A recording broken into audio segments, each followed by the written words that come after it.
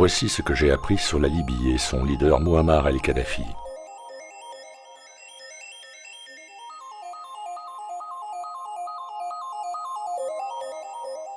En 1951, la Libye était parmi les pays les plus pauvres au monde. Avant l'invasion orchestrée par l'OTAN, la Libye bénéficiait du plus haut standard de vie de toute l'Afrique. Un standard de vie plus élevé que celui des Russes, des Brésiliens et des Saoudiens.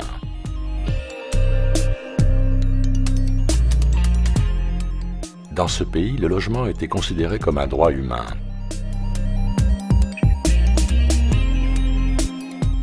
Les jeunes couples mariés recevaient 50 000 $ du gouvernement pour acheter une maison. Et l'électricité était gratuite pour tout le monde. Je n'invente rien.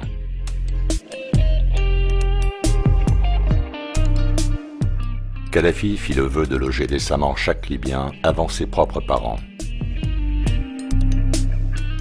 Vœu qu'il réalisa par la suite alors que son père mourut avant qu'il ne puisse disposer d'un logement convenable.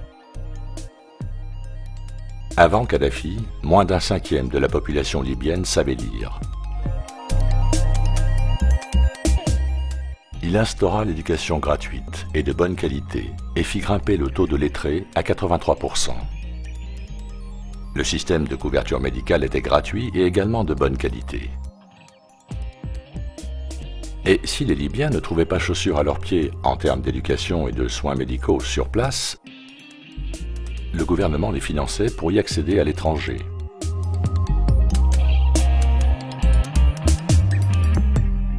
Tous les prêts étaient à 0%. L'usure était interdite par la loi. Le gouvernement finançait aussi, à hauteur de 50%, l'achat d'une voiture neuve.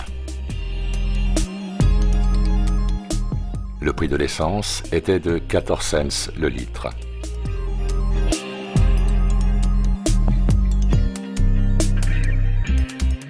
Tout Libyen souhaitant devenir fermier se voyait offrir l'utilisation sans loyer d'une parcelle de terre, une maison, du bétail et des semences.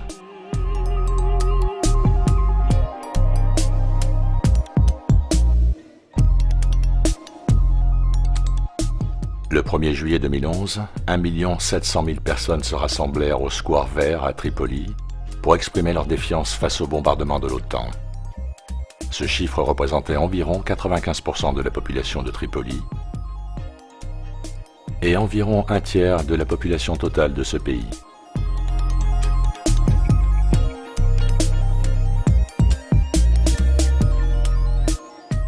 La banque centrale libyenne était contrôlée par l'État, contrairement à toutes les banques occidentales qui sont contrôlées par les Rothschild, et celles-ci procuraient de l'argent sans intérêt.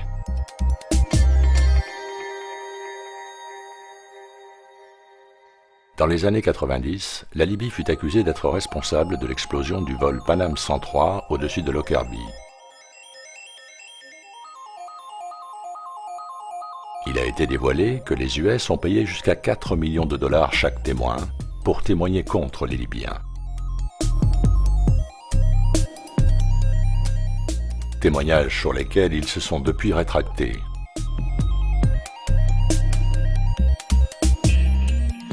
Kadhafi prépara également la fin des paiements en dollars du pétrole libyen pour installer le dinar africain en or.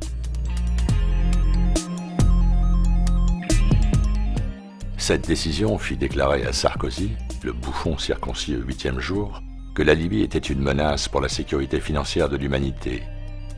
Le premier acte des rebelles libyens fut la création d'une nouvelle banque centrale à partir de celle contrôlée par les Rothschild.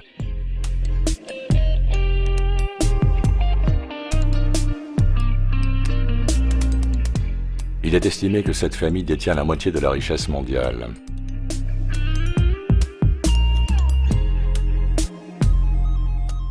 Leur banque fabrique de l'argent à partir de rien et pratique l'usure.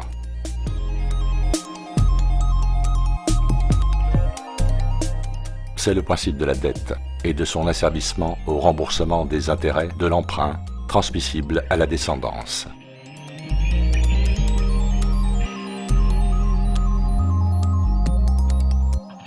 À l'inverse de Cameron, d'Obama, de Sarkozy et compagnie, Kadhafi refusa de vendre son peuple. La Libye n'était donc pas esclave de sa dette.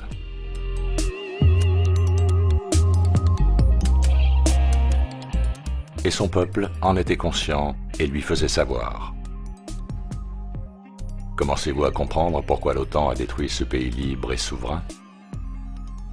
Les Libyens disposaient d'avantages inexistants à l'ouest.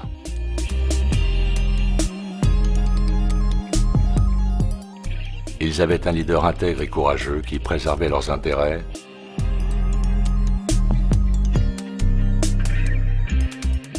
et non ceux des Rothschild. Les Libyens profitaient de la richesse de leur pays, à l'écart du système usurier, libérés du poids des intérêts bancaires outrageux que cette horrible famille impose. Sans celle-ci et la tyrannie de son contrôle sur l'émission de toute monnaie, les peuples vivraient bien mieux. Car il faut comprendre que des trillions de dollars, d'euros, de livres sterling leur ont été dérobés par les banquiers et les politiciens corrompus du système d'asservissement en place.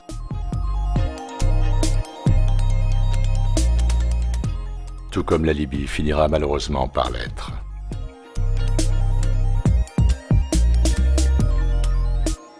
On estime à 30 000 le nombre de Libyens assassinés par l'OTAN et ses nervis. Kadhafi était un partisan de la démocratie directe, comme expliqué dans son manifeste, le livre vert. Je vous mets un lien en description vers la version française de ce livre. Merci de le lire.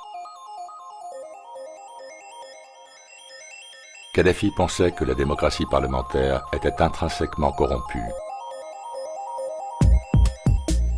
et que le peuple pouvait et devait se représenter lui-même. J'ai moi-même cru à tous les mensonges colportés sur cet homme, et la lecture de ce livre m'a stupéfait.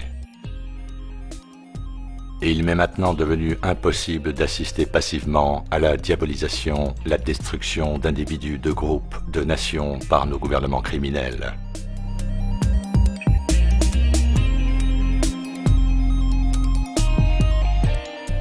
Puis à leur protection orchestrée par les médias, alors qu'ils sont les vrais responsables de crimes contre l'humanité. Je refuse de continuer à payer quelque impôt que ce soit à ces psychopathes. Ces impôts financent leurs bombes, financent la mort. Arrêtez de les payer. Arrêtez de financer cette propagande, ne payez plus votre taxe audiovisuelle.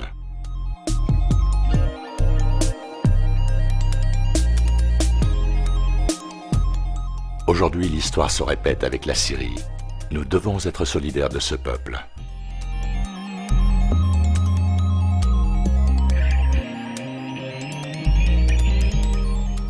Si nous continuons d'être passifs, cela fera de nous des complices.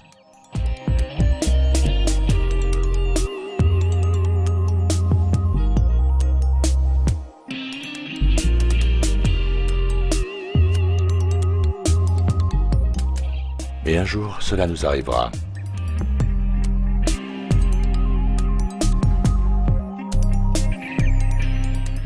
Fuck l'OTAN.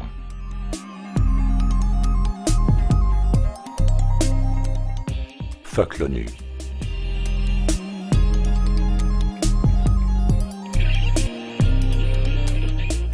Fuck le nouvel ordre mondial.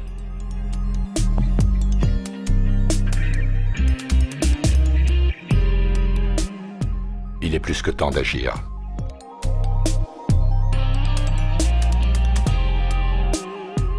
Il est plus que temps de prendre son courage à deux mains et de se révolter.